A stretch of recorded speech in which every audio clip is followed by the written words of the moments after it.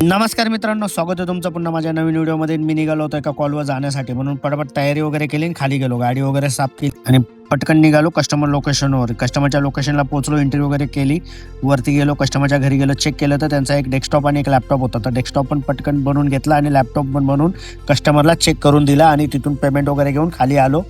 गाडी वगैरे काढली आणि माझ्या सेकंड कॉलवर जाण्यासाठी मी निघालो.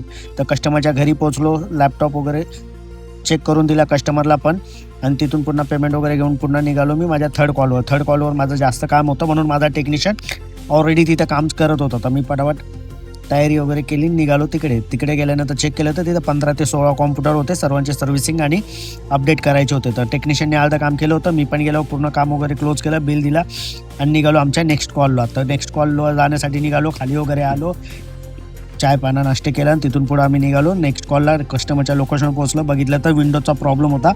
विंडोज वगैरे इन्स्टॉल केला, कस्टमरला चेक वगैरे करून दाखवला, पेमेंट घेऊन आम्ही निघालो घरी जायला. भेटूया उद्याच्या व्हिडिओमध्ये. बाय.